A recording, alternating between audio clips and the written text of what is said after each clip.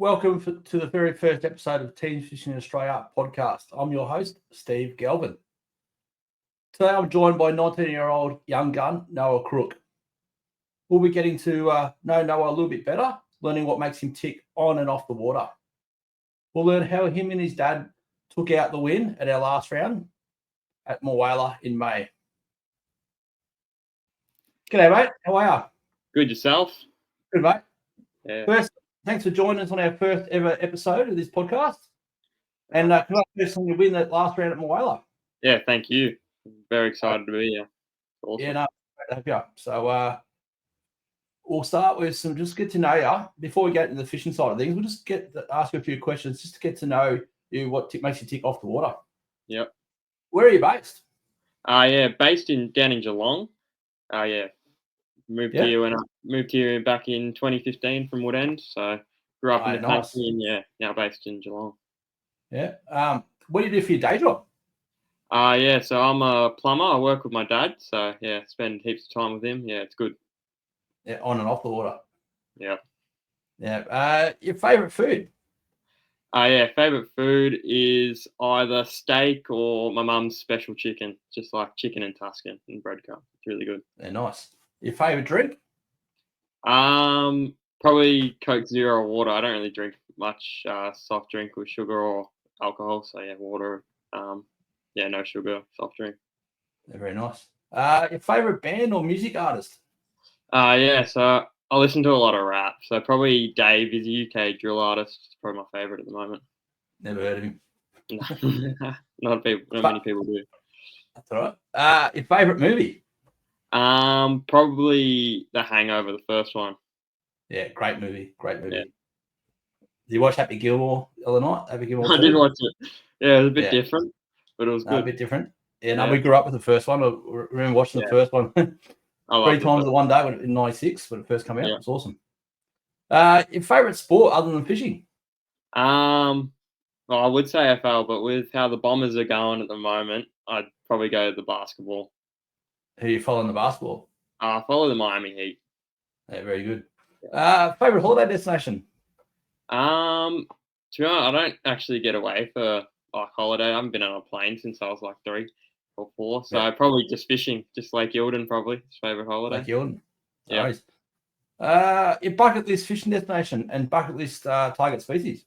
So probably one thing I'd love to catch a barra and go up north, but one thing that's out of the country, I'd love to go fish for sturgeon in the Fraser River in British Columbia in America. That would be my bucket list fish, is a big sturgeon.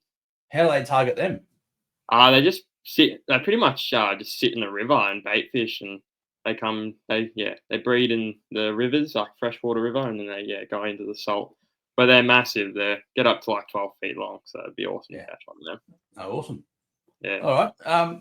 If you had a choice, who's the one person in this world that you had a choice to fish with for a day? Probably. I love watching Jacko Davis and Colby Lesko on YouTube, so one of them would be awesome to fish with. Yeah. We're hoping Colby will fish one of our events at Moala one day. He's local now, so. Yeah, he should. Yep. How long have you been fishing for? I've been fishing since I can remember. I've had a rod in my hand in pictures, since I was too young to remember. So, 1 or 2. How did you get into the fishing? Definitely my dad. My dad probably didn't fish as much before I was born. He loved it, but then as soon as I was born, I had a rod in my hand, and we went everywhere together. Yeah. What sort of fishing did you do? Like, you always been in the lure fishing, chasing cod and that, or? Nah. So grew up in Woodend, so they had the Malmesbury or the Colaban, so that was trout. And then we probably when I was 4, 5, we got a caravan on the Goulburn River, and we just had a little tinny. We used to bait fish. We put that many hours on that river, and then just one day, my dad decided to chuck a lure while we were bait fishing. And he got a 95 cod, just crazy. And then the next night, he got like a 67, and then ever since then, we haven't really picked up a bait rod. Yeah, nice. Well done. What's your favourite style of fishing? definitely fishing with lures. Probably at the moment, I love the night fishing. It's just something different, just so isolated. It's really good. Or yeah, love to do more in like really skinny rivers as well. Yeah. Yeah, just float in the rivers. Yeah. All right. So you're based in Geelong. Do you get out in the salt? There's some great fishing, great tuna fishing at Barwon Heads and great whiting, snapper, and squid fishing Yeah. local. Yeah, so when we moved down here back in 2015, it used to be all we fished. We actually brought like it was a 4.8 side console, deep fiberglass hull, and we used to fish for snapper, whiting, gummy shark all the time. Didn't get out in the tuna as much just because going through the heads is a bit dodgy sometimes. So Yeah, Barwon didn't Heads get can be out. dodgy. Yeah. Yeah, I didn't got my stavy crafts left at Geelong, so I get down there not as much as I like to, but it's pretty good down yeah, there. that's good. So not we've literally probably only been twice in the last year. We've been too busy cod fishing. But when we moved down here, it was every second weekend we were out. Good on you. Yeah. What's your most rewarding or most memorable catch? Most memorable catch. Probably I caught Dad and I did a big trip up to Lake St Clair for the ABT Grand Final. I qualified for that. We worked our way down to Windermere, fished all the yellows in there, and then come to Blowering. And Blowring's probably was my dream lake before I fished it. And the first night, it was my first ever night session by myself because Dad had to drive the whole way and was a bit tired. And I hooked onto a 1.30 cod and had to land it by myself. Got me wrapped around the motor and all that. Yeah, it was just a nightmare. So that was probably the most memorable. That's a cracking fish, mate. Well done. Yeah. How did you catch that? Was that on the surface or? No, it was on an 8-inch plastic. Just fishing at night. Just never fished the lake before. Always seen videos. Always my dream lake to fish. And then, just come across this point. Yeah, it was just the second fish I seen that night. Well done, mate. That's awesome. That's a cracking fish. Yeah. How long have you been tournament fishing for? I've always done tournaments. Like I remember, probably I would have been about 5 or 6, and we did Cancurran. Did a little tournament there. Always loved them. Done the Cod Classic since I can remember, but proper doing tournaments since we got this boat was probably about 3 years ago, and then did the State of Origin at the start of the year, and then probably try and do all of them from now on, all the teams events. Nice. So what drew you to tournament fishing? How did you get into it? Just seen on social media, and then just sort of I guess just wanted to do them, and wanted to sort of just get better at fishing, and being recognised as one of the guys to look out for. Probably the goal. It's a great place to learn. It's a great place to learn fishing tournaments, watching other people where they're fishing, how they're fishing, and that sort of stuff, and speaking to them over a beer afterwards. So it's pretty best place to learn and get better. Yeah, 100%.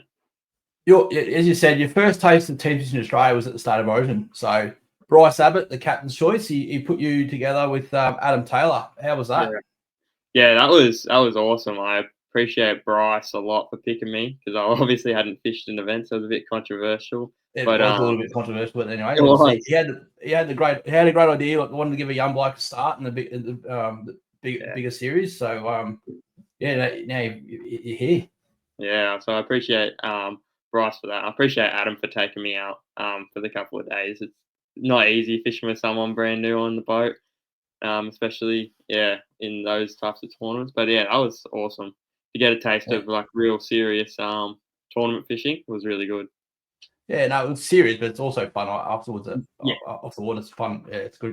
Also, like fishing through Victoria and fishing as a team of 7 boats rather. Usually, you're fishing against those blokes. So how was that? How was that? Yeah, it was different. I think it was a lot different for everyone fishing that event, just because it was team. So I reckon, the communication afterwards, like you have New South Wales, have Victoria, and they're all like sort of like going against each other, but at the same time they want each other to catch fish. So it was really, I reckon it was really fun, and I reckon next year will be a lot more team based, and I reckon it'll be bigger and better for next year. What are your thoughts of Windermere next year? You said you've been to Windermere. What do you reckon about that? Yeah, we went. We actually got really good, but what I've heard from locals that it's slowing down after the rain and all that. But I reckon it'll be unreal. I reckon we'll still be able to catch a lot of fish. And yeah, it's just whether we get onto the bigger ones and yeah, beat the Guns and New South Wales team. Yeah, they are. So I actually hope that it should be good and interesting to a big road trip. The Victorian team travelling up from Victoria to the 7 or 8 hour drive to Windermere. Yeah, it's a bit further for us. I think it's like almost like 15 for us because we have all the way down in Geelong, so it's a bit further. But yeah, it should be really good. No worries. So you and your dad won round one, the Boats More Native Classic in May. Yeah, how was that? Yeah, that was very awesome. Did not expect to win it. I wanted to give myself the best chance to do really well and compete against the best. So everything sort of just started ticking along, and it was sort of unbelievable, and still can't believe that we won that. Yeah, that was a good result. Well done. Thank you. Take us back. How did you approach the event in the lead up to the event? Yeah, so it was pretty interesting because I actually never fished down that end of the lake in the town end. I've always fished up at majors, and I did a lot of looking on because I don't have charted waters or the Lake Master, so I did a lot of just Google images on satellite of the lake when it's drained, looking for the gutters and like where the good snags overhang. And I'd never caught a yaller in that lake, so I really wanted to try and find some yaller spots. So we went into pre-fish day, and we just our main goal was to find yallers. So we started over near like where that drain, the channel comes in. We didn't actually see a lot, but then we found one school, and then that's all our pre-fish day sort of was. The rest of the yallers we found on the actual day. We got really lucky. Yeah, you got a 62.5 centimetre yell on the first day, which I don't think we've had a bigger fish caught in our events there at Moyla. It's a cracking fish. Yeah, that was unreal. So did you do much pre-fishing lead up to the event, or did you just get there on the pre-fish day and have a look around? Nah, just on the pre-fish day. I had a look. We got there probably 2:00, and we had I think the cutoff was like 4:30 or something, 5, or something like that. So we literally only got that couple of hours, and we found one yaller spot, and we went back there on day one and didn't even find them. So it didn't really work out. Yeah, with pre-fish. Yeah. All right. So you indicated that you've done a little bit of homework research leading up to the event. So you don't run Hummingbird or Lowrance in your sounder. You run Garmin. Garmin, yeah. Yeah. So you said about Google Maps that? Do you run a phone or that with Google Maps on when you're fishing to go with your sounder, or you just work out spots and? Yeah, not while I'm fishing. I sort of I have it up on my phone, but I use the social fishing. Like they have, where I'm subscribed. I love watching all their content, and they have all their maps and all their key spots from the people that report to the lake, and they have all the satellite images on there. So I just sort of went through there, picked out the best sort of channels and all like the drop offs in the shallows and all that. So yeah, sort of how I found out those spots. Well, it obviously worked for you, so yeah. Yeah.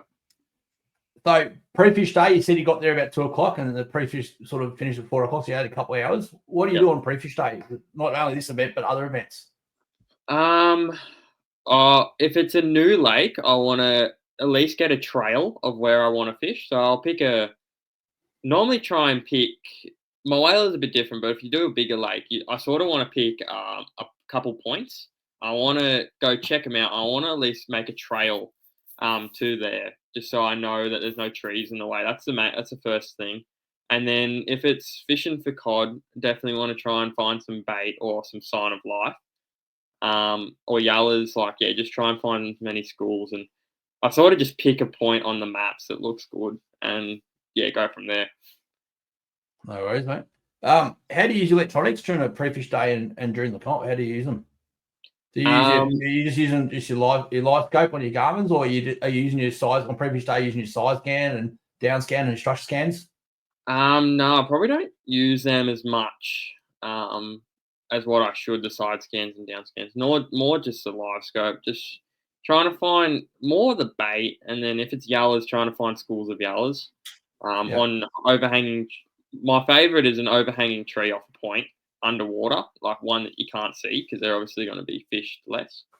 But yeah, more just live scope trying to find bait or a sign of life for the fish to No worries. So we'll talk about day one. So we had a 7 o'clock shotgun start. Yep. What was your tactics? So let's go back a step. So it's the first round was a multi-species event. So you got 3 days to fish. Your 5 best golden perch, 5 best Murray cod.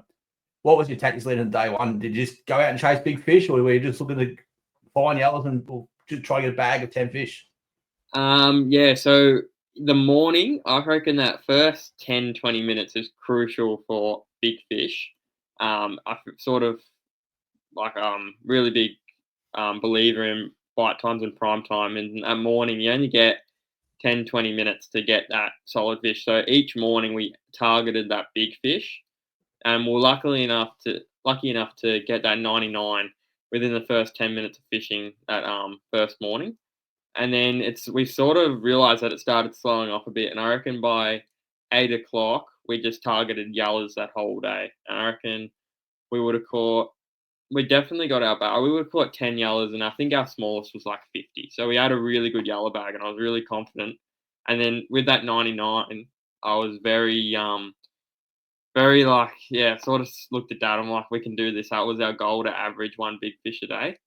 And sort of started believing in then. And then we were first on the leaderboard all day, and then I think they shut off, and then Team Black Pearl come in with a 95 after. So that was a bit of a downer, but we were still sitting in second after having our full bag of 10, which is really big confidence boost for the day 2. So you said on your first day, your smallest yellow was 50 centimeters, which is a pretty good going for late whaler.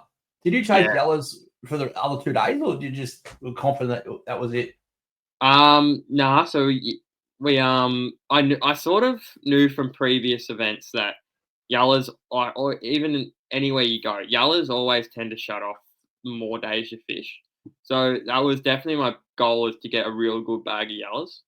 And then day 2, like we might have caught only 3, and then day 3, I reckon we're trying to catch them just to upgrade a couple more. And we only caught 1, so we're so glad we chose to target them all day and sacrifice the codfish and target them all day 1. No worries, mate. You can hear me now? Yep. I just thought my microphone just died for a minute. Excellent. No worries. So after day 1, you're coming second. Yep. So day 2, what did you do day 2? Yeah, day 2, we actually started where we got the 99, and it was really like we didn't see anything really. So we went to the right up the other end of the lake to Majors, where we've done all our fishing beforehand in that lake, and it was really slow, we found, until I think about 9 o'clock we found 1 fish, and it was an 81, and I classify that as a big fish for the events. So that was our goal, is to get that big fish for day 2. And then once we had that, we were just trying to upgrade those smaller ones to like 60s. And we really struggled on day 2. We just kept catching real small ones like 55, and that was, and all that. And then we chose to come up the other end of the lake where we've been catching them, towards the town end. And then Dad had we had a meter on the screen. He followed Dad and sort of yo-yoed him. So yo-yo is like when they follow it and then they go all the way back down to the bottom and then come back up and go back down. Did it like 4 times, and then the lure was at the boat. This thing raced up like 8 meters just to smash this lure at the boat side. It was ridiculous, and that ended up going 111, and that really helped us, and that actually won us the event for. We didn't need to fish day 3 if we really didn't want to, but that actually won us the event, which was Was that your dad's PB? Yes, it was. Yeah, what a great time to catch a PB. Oh, we were so happy because Team Black Pearl were in front. They had another 90, I think, and we were keeping an eye on the scoreboard, and when we caught that was unreal, and high-fiving and cheering like nothing. Yeah. On that, so we use a live app for our events. Yep. How often do you check the scoreboard when you're fishing through the day? Well, I'm a big believer in taking breaks because with the scope especially, your back gets sore.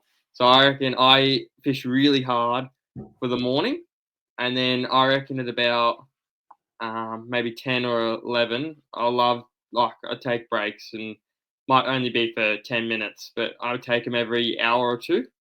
So probably every couple of hours I'd check the scoreboard just to see what's happening because as I said before, I'm a big believer in bite time. So you can actually see when people upload the fish. So if people all of a sudden, if you see fish getting uploaded, like you'd say get 5 and 10 minutes or something, that means like it's time to get up back up and fish. So you can sort of look at it that way and have a tactical point of looking at the scoreboard, or yeah. So I tend to do that, and half the time you do end up catching a fish when you see all the fish coming through. No reason. So after day 2, Yep. you were leading. Yeah. Did you get any sleep that night? Nah, none really. I think Dad got a few, but yeah, I barely could sleep. Yeah, terrible. Yeah, so you were after day 2, you were leading by 36.5 centimeters. So it was a decent sized lead.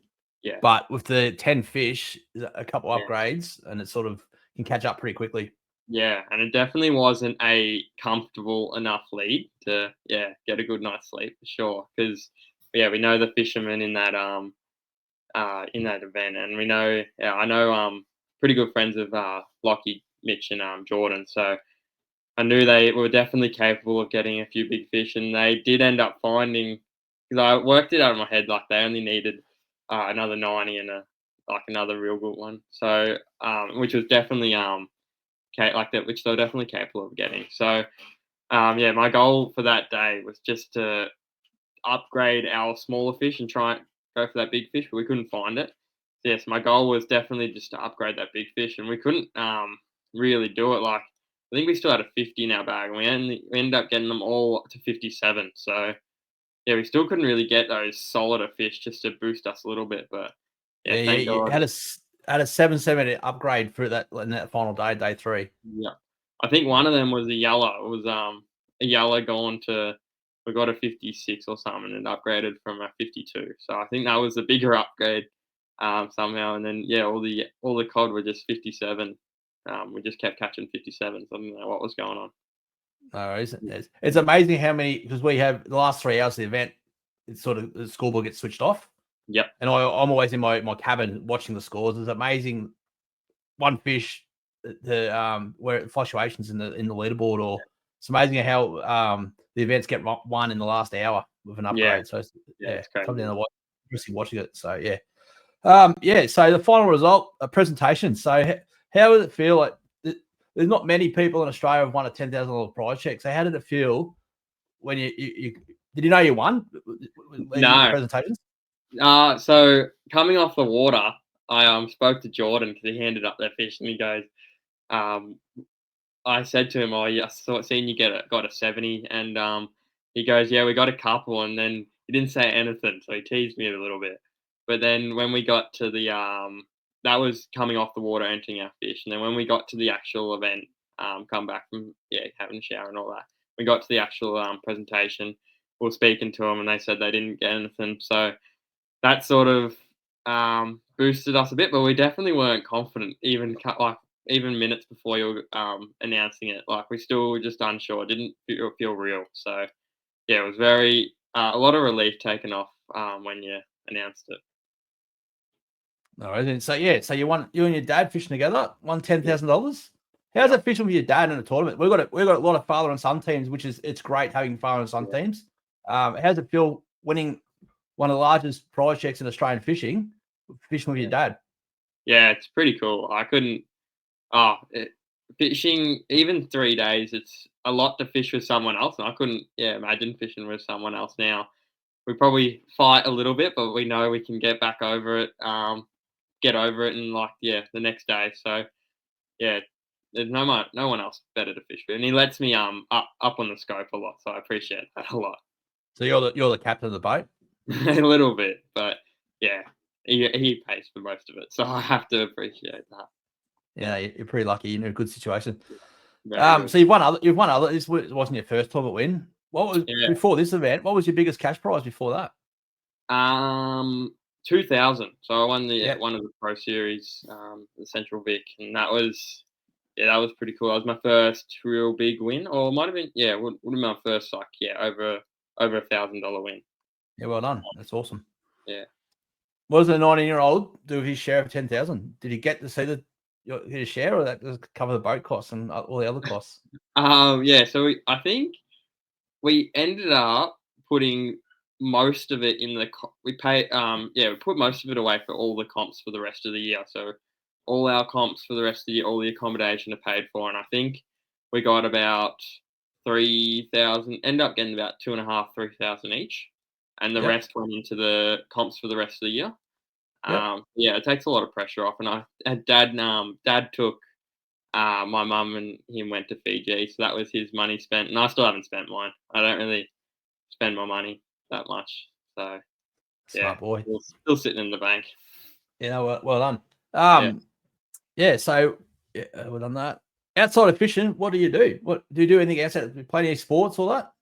I'm really big into my gym and bodybuilding. Or I say bodybuilding, I'm not there yet, but I'd love to do that one day. I love just being in the gym and lifting weights, and I'd love to do that. Eventually, further on after plumbing, I guess. Start being a personal trainer and helping people achieve their goals. I'd love to do that. That's probably my dream job. So help people. In the gym. I reckon watching some of the top 10, the young blokes who are a lot fitter than us older blokes. I reckon that definitely using the live sauna and fishing all 10-hour days. I reckon it definitely helps with the fitness side of things. Well, your back definitely gets sore. So yeah. No, so we got round 2 coming up in about a month's time. The Venom Cod Classic. Actually, I only got 6 spots left. So hopefully those 6 spots go in the next closing entries close on the 17th of August. So hopefully they get taken up and get a full field. So what's your thoughts on the structure of this event? You got 8 best cod over 2 days. Yeah, so I fished my whaler in that time of the year before, and I reckon we only got like 3 fish for the day. So I reckon our goal, it depends on how the weather is and how they're fishing, but our goal for it will be get our bag first and foremost, and again, target that big fish in the morning, because that's crucial. So definitely target that big fish in the morning, and then I reckon just get our bag, and from there, there's not much else you can do besides fish hard and try and get those bigger upgrades. So I guess that'll be our goal. I think the weather been the last weekend of the season. August, it'll be shorts and t-shirt weather, or be freezing cold. So I think the weather's you never know until it comes up. Yeah, I'll be challenging 8 fish. Are you pre-fishing with this event? You doing any trips up there to pre-fish this event? Nah, we're not. We'll just pre-fish the actual day that's designed for it, and then we're actually fishing before the event. We're not fishing at my whaler, but we're actually going up to Burrinjuck and fishing the Mates v Mates comp, and then we're gonna instead of coming back down from Burrinjuck to Geelong, we're actually gonna stay at Blowering in between. So we're gonna be doing a full week of fishing, and then coming down and fishing the teams event. So that will be nice. Yeah, be a full week. Yeah. So you're fishing round 3, the Burrinjuck event? Yeah, so that's one of the reasons why I wanted to get up there. I know it's in winter, and the Yellows probably won't fish the same, but I definitely want to just try and tick off a few spots. And then also go for cod, because that's what I love doing. Yellows can get pretty frustrating sometimes. Yeah, no worries. Yeah. So what would you advise anyone who's thinking about getting into tournament fishing? If someone new to the fishing game or love their fishing and wants to have a crack at tournament fishing, what would you sort of give their advice to? Yeah, the biggest thing is just getting out on the water and actually doing it. You can't beat time on the water. Like, even if we don't actually, compared to a lot of the fishermen in the event, we don't fish a lot. We only get away maybe once every second month or once a month. So we don't actually get away like a lot. But getting out on the water is definitely the best thing you can do. even if it's just for the comp, which is what we do. We don't really go away or go fishing if it's not in a comp. So yeah, I reckon the biggest thing is just to do it, and then the social part of it, like it makes it fun. You just gotta, yeah, if you start talking to people, you eventually meet everyone. You can fit in a bit more. Yeah, that's the idea of this podcast, just so people can learn a bit more about our anglers that actually fish our events. And it's not just all about the fishing. We have a good time off the water, and it's good for mental health and just good for just a work balance life balance. So yeah, what would you say to anyone who's sitting on the fence about coming and join the Team Fishing Australia events? Like it's $1,100 entry. You can have up to 3 anglers per team. So some people get sort of scared off the entry price, but when you're working out over 3 people, you fish all 3 events. Yeah, it's a coffee a week per angler. That's what it works out to. And we've got so many big prizes, paying down 1 in 4 chance. What would you say about that? Well, yeah, I reckon first of all, I reckon it's a really good idea that you do allow 3 people just to split up that money. Like Dad and I don't do it because we don't have a real big boat, or we only got the 1 scope, so it's a bit hard. You don't need the 2 scopes obviously for 3 people, but it's a bit hard if you just got sort of one person doing nothing the whole time. But it's still good that you can split up the money, and then can you repeat that question for me again? Just people who think about having a crack at the Team Fishing Australia events. Yep. What would you say to them? What do you recommend? Like, you've had a taste of it now. You've had a State of Origin, and also you come and see one of our rounds. We pay down we have a cap field of 40 teams. Yep. Pay down the 10th place, so you got 1 in 4 chance of getting your entry fee back at least. Plus heaps of random prizes and a lucky draw of the biggest random draw being a $5,000 sounder. Yeah. Well, yeah. Even if you don't actually catch fish or don't get in the prize money, you still get you still have a chance of coming away with something, which is pretty important, I reckon. And you still make friends along the way. So even if you don't do well on the scoreboard, you can still have a really good weekend otherwise, which is the best part anyway. It's just getting away from work. So it's a real good weekend, better than work. So yeah. What's your future plans in tournament fishing? For tournament fishing, I just want to compete in as many as I can. I'd love to do a lot more up in New South Wales. Like there was another one just gone, and I was paying out like 10,000 for biggest cod and 5,000 for biggest yellow. So I'd love to just do more, but it's obviously hard being down in Geelong. It adds an extra couple of hours onto each trip for us. But I reckon next year is definitely my goal is to fish the State of Origin again next year. So definitely do all the teams events, and then probably just compete in as many as I can and give myself the best chance, and growing my social media, and eventually doing all that. Well, you said about your social media. Where can listeners find you online? Have you got a social media page or? Yeah, so it's just Noah Crook Fishing on Instagram and Facebook and that.